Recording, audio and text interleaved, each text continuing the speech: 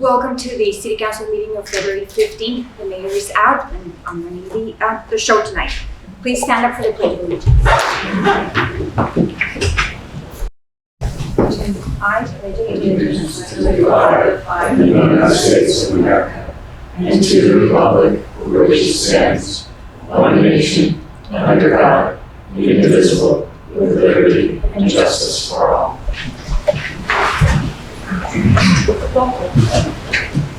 Councilwoman Fontana? Here. Councilman Henderson? Here. Councilwoman Johnson? Here. Councilman Nathan? Here. Councilwoman Souza? Here. Councilman Stack? Here. Mayor Cohen is absent. All right, we move on to the draft of unapproved minutes of the regular meeting of the City Council on February 1st. Do you have any comments? And just some non-substantive corrections that have been made. Make the motion. Second. All in favor? Aye. Aye. I would just note that the special meeting. We are going to table that because we do not have a quorum to approve those draft minutes, as not all the people who attended that meeting are here tonight. So I said number aye. 4. You said aye for the, no, For the February regular. 1st. For the regular. Yeah. Flooding updates, right? Sure. So just a couple of minor items tonight. The final permits for two of the New York Rising projects are now closed out. The Milton Drain project, as well as the pond clearing is done. Permits are done. The stanchions for the stream gauges have been installed, but we've not yet received the actual gauges themselves. That should be toward the end of this month or 1st of March, but those 3 are done. There are 2 items that are required of the Bowman Avenue Dam by the state DEC. One is an engineering assessment that has to be done periodically. There was a minor review of that done after Ida. There was a comprehensive review done by Ramble in the last couple of months, and that's been completed and is getting ready to be filed with the DEC. The second is an emergency action plan, which also has to be filed with the DEC, and that is will be completed in the next week. The last item is, as you recall, we engaged in Vision to do federal lobbying on our behalf, and I expect a kind of a game plan strategy from them sometime next week. Will be distributed to the council and posted up. Thank you. Great. So the Milton Drain work was done and the pond clearing. Do we have a sense, at least from the drain perspective, things are flowing, things are good, and I guess we'll find out the next storm whether or not there was a. Well, the drain is definitely working, because part of the reason why Milton historically has flooded has been during high tides. The water actually would come back up through the stormwater system, and so it's not going to be the be-all and all solution, but from an engineering standpoint, it seems like it's doing whatever it's designed to do. This is the drain near Milton and Hewlett? Yes. That area. Right. Yep. All right, thank you. Okay. We move on to open a public hearing to adopt a 3-month moratorium in the city of Bryan, temporarily limiting the removal of trees on any lot without a permit for the duration of the moratorium. So before we do that, I want to make changes to what we talked about. Yes. And previous to that, I think everybody wants a little bit of background to these. Yeah. Oh, sorry. The microphones Yeah. Are not working? Okay. So we just have to. All right. In the spring of 2021, Richard Mecca, Julie Souza, and I were asked by Mayor Cohen to work on updating Chapter 187 of the Rye City Code that deals with tree legislation. During that initial meeting with staff, we identified clear cutting as one of the biggest concerns. Mr. Mecca, in all of his wisdom and experience, told us the majority of times when clear cutting happens is when a property or a parcel is being prepared for flag lot subdivision. In relaying that information to the mayor and in response to the neighbors of 95, 97 Oakland Beach Avenue, who at that time were up in arms about the clear cutting, the steep slopes disturbance, and the flag lot that had been created over there, we instituted a moratorium on steep slopes, flag lots, and gerrymandered lots and sideways houses. We thought at the time that by taking care of that, we would be taking care of most of the egregious clear cutting that was going on. We acted aggressively, and we tried and pursued a clawback moratorium, a retroactive moratorium. In the end, we didn't get it. We were short one vote. So we then put it forward, looking forward moratorium. And then subsequently, we enacted new law. We thought we had covered the tree cutting by then. We were under the impression that, that was all taken care of, but it turns out it's not. We took tree legislation after Mr. Mecca passed, and Ben was assigned to the subcommittee. We then started hearing the outcry of neighbors, mainly on Linden, about rock chipping. We started then another moratorium, this time to deal with the rock chipping and blasting that people were so unnerved by. So as you can see, there's a pattern here. We have successfully managed these moratoriums. We have put in place, we have successfully enacted legislation that is meaningful to the quality of life of Rye residents. Each piece of legislation takes a lot of staff time. Christian Miller is trying to figure out how to administer all these new laws, while our corporation counsel is trying to figure out finessing the language so that it can withstand litigation or challenges. And so we can't tackle everything at the same time. We have been doing piece by piece, but we have been working on tree legislation for 2 years, and we have responded forcefully to those people who have come with their concerns and their queries. That's the preamble to the latest episode of clear cutting. This time we heard in advance about the plans of the tree chopping. We set out to hold a special meeting in the hopes that we were able to stop it. That was our main concern, conserving those trees.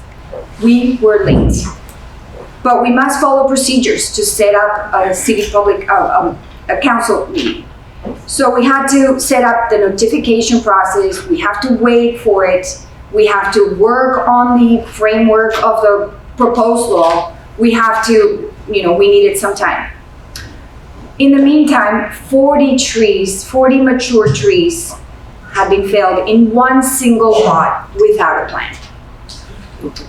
The now denuded lot abuts the mayor's property, but its impact is felt by an entire neighborhood. The city charter states that an emergency meeting must be notified 24 hours in advance. The meeting on February 6th gave 72 hours of notification. Despite that, we have been accused of acting on the mayor's behalf, and that's absolutely not what motivated us. As I have explained, Ben, Julie, and I have been working on tree legislation for over 2 years. I don't own any property on Milton Point. Julie doesn't, Ben doesn't. We don't benefit from any expeditious or more prolonged legislation on tree cutting. We all live in neighborhoods that have been already fully developed. We have nothing to gain from this legislation. We noticed this on Friday the 3rd, and the meeting happened, and the next day, 40 trees came down, as I said earlier. From that moment, there was no benefit to the mayor's property or any of his neighbors. We still move forward with the meeting because we are aware that there are other lots that are susceptible to being clear cut. Some people here want to smear our names and make it seem as we wanted to slip something by them. It's not the case. Bill Henderson called me at 9:09 on February 2nd after I had texted council members to see if they would be available for a meeting on Monday, the 6th. He knew exactly what was going on with the property right next to the mayor. It was not a surprise to him. We had a productive meeting on the 6th and no action other than set a public hearing for today was taken. That's all we have been set out to do. No action except to have a public hearing on the proposed tree. That's just a proposal. The last time Chapter 187, which deals with trees, was reviewed was 1990. It was reviewed, but it hasn't been changed since 1990. We believe it is an important issue to keep in the front burner, and we would love to deal with these as soon as possible.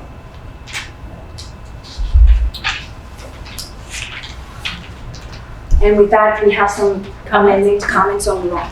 So before we open the public hearing, I want to make a couple changes. I will say I was heartened by the meeting that we had on the 6th. It was a civil, productive exchange of ideas and expertise, and I was super grateful for everybody who showed up to that. It was the best of what I think local government can be, and also the worst by those that chose not to uphold their responsibility as an elected official and participate in that. That said, looking at the changes that we made in that meeting, I want to make a few more changes, and this comes from further discussion and research on our part. One of them, and Kristen, this is more for you, can we make changes to some? Do you want to do this as part of the hearing? Well, that's what I'm saying. When we open it, does it have to be, do we have to make our changes to the proposed moratorium before we open it, or can we speak after opening it?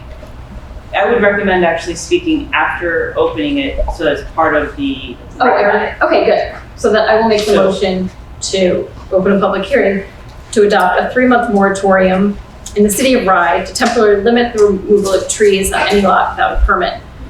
The duration of the moratorium, knowing that this subcommittee and city staff will be working our tails off to get a proper tree law in place by the end of that moratorium. So I make that motion. I'll second it.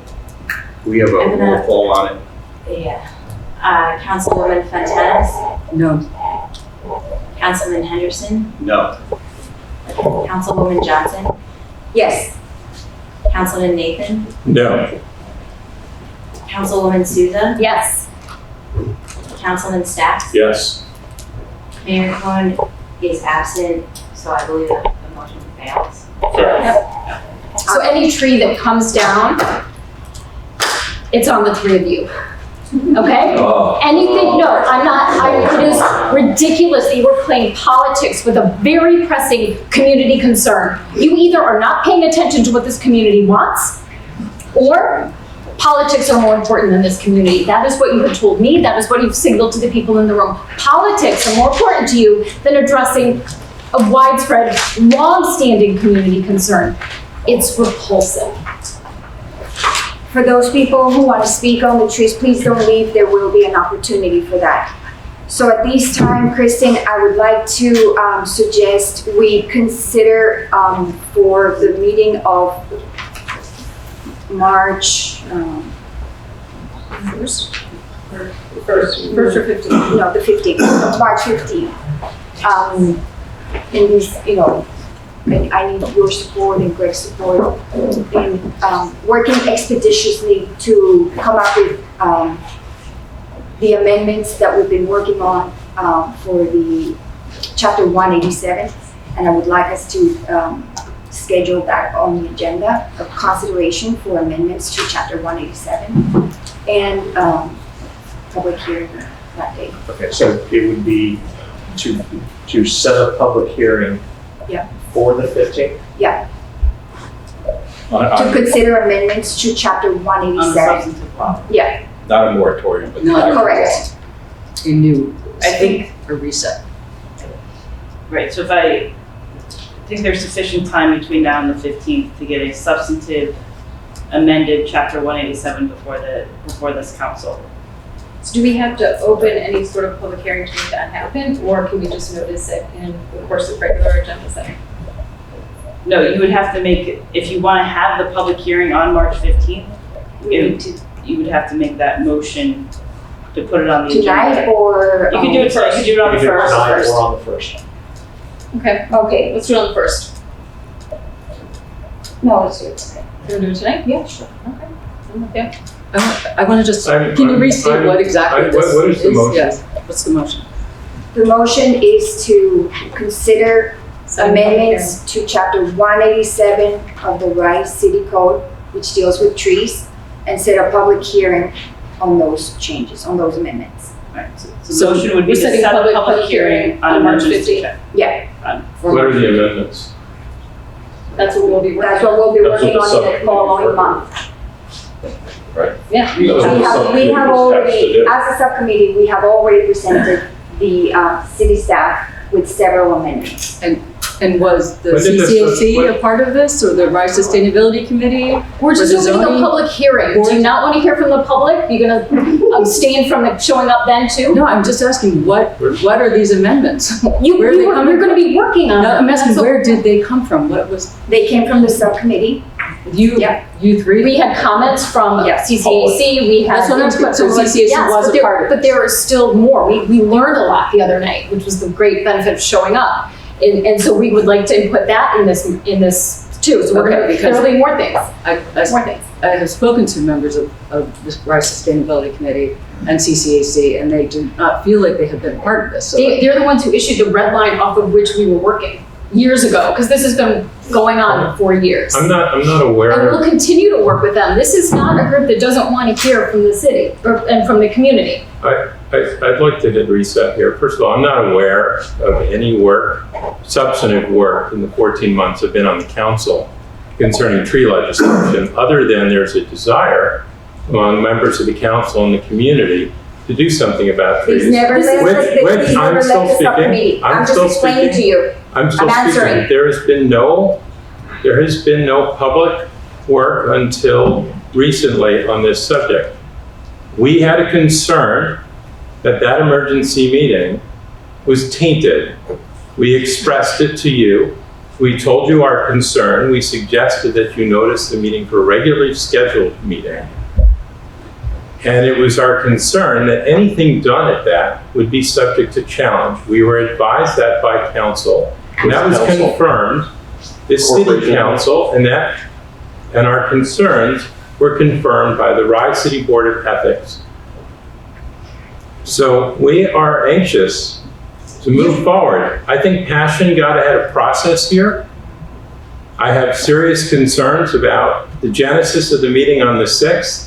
The genesis of that meeting was misrepresented to me. I was not told whose house it was until after I raised the question. But you're going to penalize an And- entire neighborhood of people who are affected because you have some political thing with the mayor. I don't have a political thing with the mayor, and this was a Seems like fine. you do, because don't the have only a reason you don't want to this do is- this is because it's near the mayor.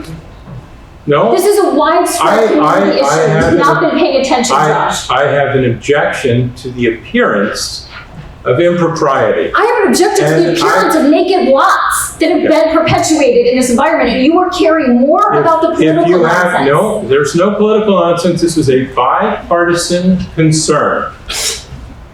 And I think what we're trying to do here is move beyond the process. Yeah, so let us call error. a public hearing. And so I want to ask a question of our council. If we set a public hearing for the 15th, which I'm supportive of having a review of our tree legislation and recommended amendments on the 15th, will that fully sever what happened on the 6th so that we no longer have any concern about appearance of impropriety? It's two separate walls. Yeah, it's a separate. No, I'm asking, dealing with I'm a asking for moratorium? council to answer that question, Yes. because that is a concern we have. Yes. Yes, in my opinion, the moratorium will have been tabled, for lack of a better term, and you are moving forward with substantive changes.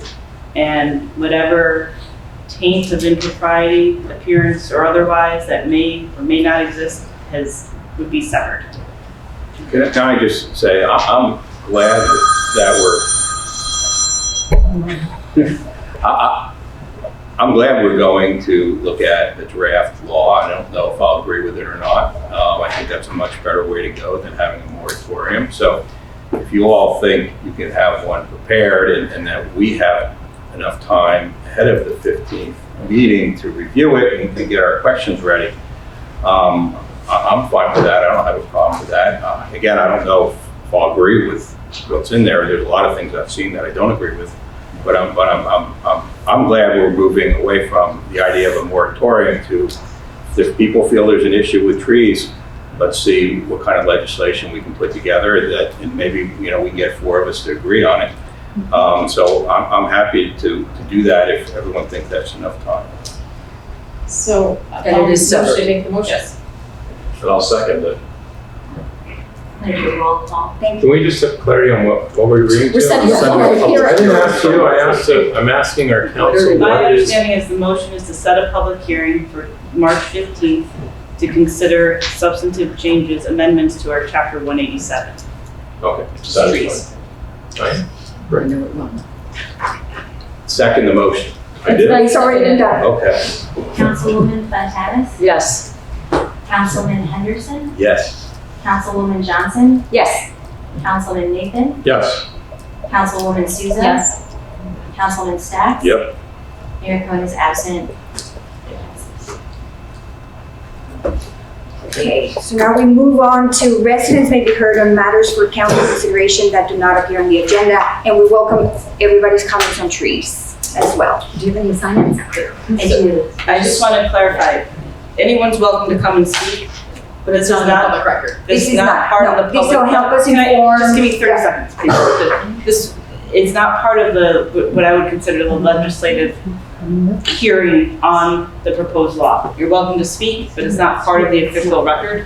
So if you want your comments to be made part of the official record, I would encourage you to either come back during the official public hearing or submit the comments in writing for the public hearing.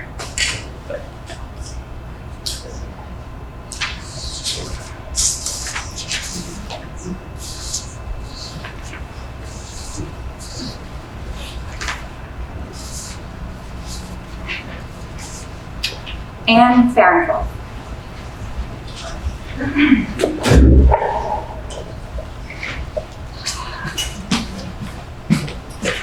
I am Anne Farrenhoff, speaking on behalf of my mother, Dora Farrenhoff, who could not be here this evening. Members of the City Council, thank you for allowing me to say a few words through my daughter. My husband and I have lived on Turf Avenue at 780 Forest for 43 years. We have been privileged to raise our family in Rye and plan to remain here for the remainder of our lives. I attended the hastily announced special meeting of the City Council on February 6th. It was evident that the timing of the emergency coincided with developments occurring next to my home. The Cornfeld property, owned by my beloved next-door neighbors and friends of 43 years, was sold on January 27th. The property includes an older house and an adjoining vacant buildable lot that abuts Mayor Cohn's backyard.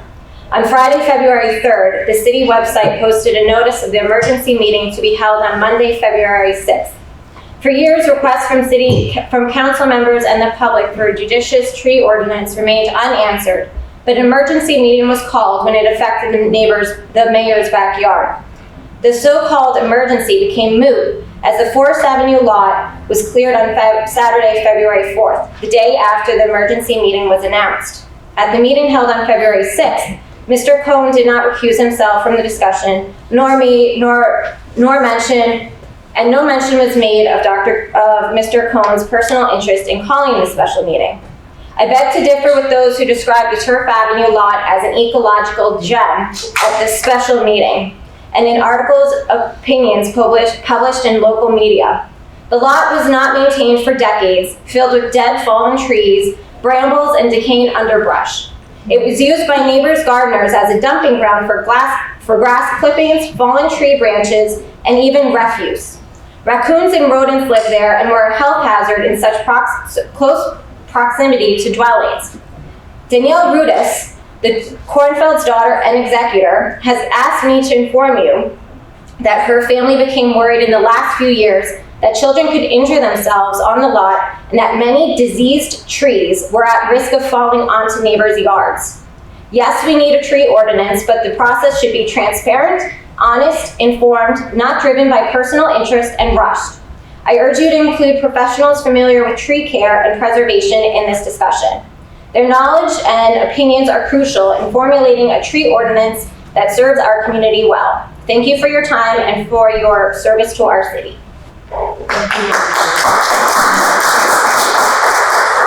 Meg Cameron.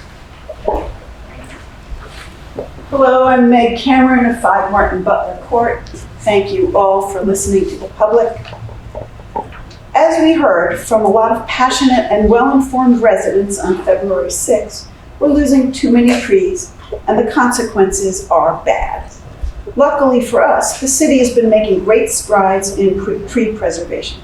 They've made helpful zoning changes, as Councilmember Johnson explained, and Councilmembers Johnson, Souza, and Stacks have been working on a tree law and are now have been trying to put a moratorium in place. However, tonight, we just saw this important work get derailed. 3 members of this city council are more interested in discrediting their colleagues than in protecting trees. Their first line of attack was boycotting the February 6th tree meeting as elected officials. Those 3 council members owed it to all of us to show up to this meeting, that meeting, and explain their objections publicly. Instead, they chose to inflame the situation via the theatrical flourish of a boycott.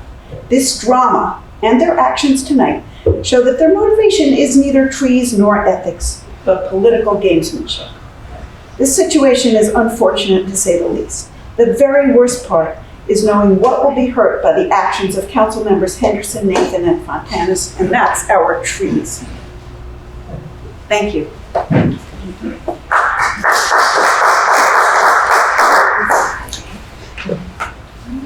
Frank Allegretti. I was only going to speak as part of the public hearing, so not necessary, but thank you. Okay, thank you. Suki Van Dyke.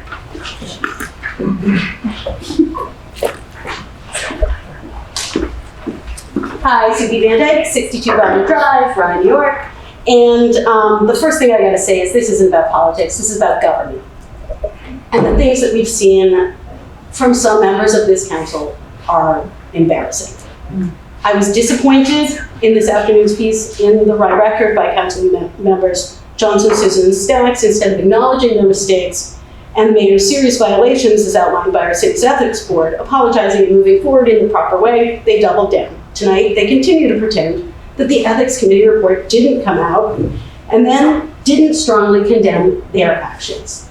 Our tree ordinances on a new issue. In his January 2020 pre-COVID, pre-IDA State of the City, the mayor said last year, we reclaimed our official status as tree city. This has not, however, diminished the clear-cutting properties in anticipation of building. We intend to review again the possibility of municipal action that might protect trees valuable to us while remaining sensitive to individual property rights. Since 2021, people who live near Rye Gulf, Osborne Home, near new construction on Open Beach Hill, and Brantford, among others, have asked for relief from what they believe to be excessive tree removal. Each time they were told that the city council had a subcommittee working on it. But no proposed changes in our laws have been brought forth publicly until there was a development adjacent to the mayor's house. The ethics report is clear. He tried to stop it for his own benefit, and those members of the city council were complicit. They continue to be deflecting from that report and their behavior and insisting, despite the findings, that they are in the right.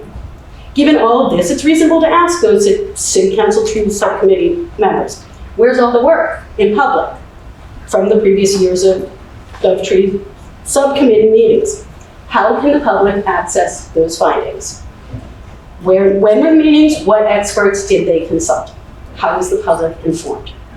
I don't have the answers to any of these questions, but I'd like to hear these members of the city council answer them for the public. I'd also like to publicly thank council members Fontanes, Henderson, and Nathan for doing the right thing, even under extreme pressure. We're lucky to have them as our representatives. Thank you.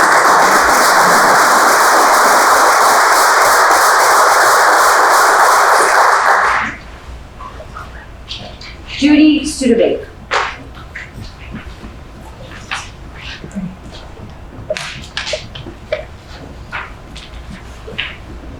I have lived in Rye for 43 years, and I am speaking today to tell all of you why your trees are so important. I support trees of all sizes and shapes for the following reasons. First, trees absorb the greenhouse gas, carbon dioxide, which is warming the earth. The trees and plants remove the carbon dioxide and release good air into our environment. Secondly, this means the trees are helping fight climate change by cooling our climate. I think people have lost sight of this important point. Trees also absorb the amount of runoff of water into the soil. This helps curb erosion and lessens the amount of runoff into sewers, streams, and rivers. I have 13 big trees in my woods. The canopy of these trees reduces the heat in the summer, and it conserves energy and reduces my need for air conditioning. My trees also help keep my neighbors' houses cool in the summer. The neighbors may not realize the benefit they get from my trees and how I reduce their Con Edison bills. I urge you to let even the small trees grow next to the large trees. Enjoy the red and yellow foliage of the oak and maple trees in the fall. Design your house around the existing trees, not the other way around. Please do not cut any trees down. And just so you know, if you see intrusive vines growing on certain trees, cut the bottom of the vines at the base of the trees with your scissors or your gardening shears. Then pull as much of the vines as you can off the trees and put the vines in a brown paper sack at the curb for disposal by the city. Otherwise, the vines will kill your trees and perhaps fall across your driveway, as one of my trees did during Sandy. It's important that we look at why trees are so important and forget all the politics. Thank you.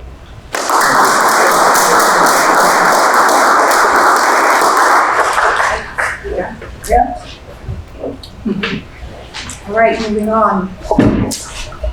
Authorization for city manager to engage in ground ball engineering for an amount not to exceed $50,000 from the general capital projects account for additional services related to the evaluation of potential flood measures within the Blind Brook watershed. So, as everyone recalls, we've had Ramble working on the city's behalf for the last year on various aspects of the Blind Brook watershed. One aspect of the design of the berms were concerns expressed in terms of the environmental and ecological damages to the campus and the surrounding area. We have not to this date engaged them to do further study of that. It is important as it relates to our relationship and working with the SUNY campus as well as with the county. And so we're working with Ramble to engage an academic to help us do a peer review of the impacts of the berms on the local ecology. So I don't know if it's going to be 50,000, maybe something less, but what we're authorizing, or you'd be authorizing tonight, would be the ability of me to enter into that agreement. May I have a motion? I'll make the motion. Second. Roll call. Councilwoman Fontanes? Aye. Councilman Henderson? Yes. Councilwoman Johnson? Yes. Councilman Nathan? Yes. Councilwoman Souza? Yes. Councilman Stacks? Yes. Mayor Cohen is absent. Old business, new business. Yes, I do. I just wanted to report that last week the Rye Library had its annual meeting. They elected a new president, and they wanted me to share some developments at the library. One, they continue adapting to the new needs and stresses on the library that have come out of the period of pandemic. They continue to expand their digital services and continue to work with the traditional sources of library need, including reading recommendations and new books for young people.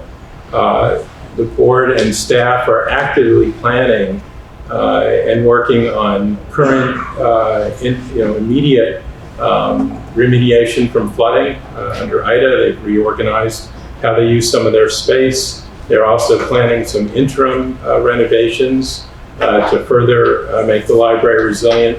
And then they're working on some long-term plans to adjust how their facilities can be even more flood resilient and also responsive to how the library is now being used. And they did ask me to share, some of you may have received this already, but their annual report. So I think it'll explain a lot of what I'm highlighting here, but I just think they asked me to share those points. Picking up, I just want to also say that Ryebuck camp registration is open and opening. Camp 7-8 is a hot ticket. Get in while you can. They're opening up second buses 4 weeks, 2 through 5. So that's really exciting news. I know that was, from Aaron Vance, the superintendent, it was 3 minutes of mayhem as the zone was flooded and people signed up for camp. There's kiddie camp, day camp, and Camp 7-8 for incoming 7th and 8th graders, which is very popular. So that's all exciting. All right, I'll make a motion to adjourn. Second. All in favor? Aye. Aye. Hey, Kristen, I have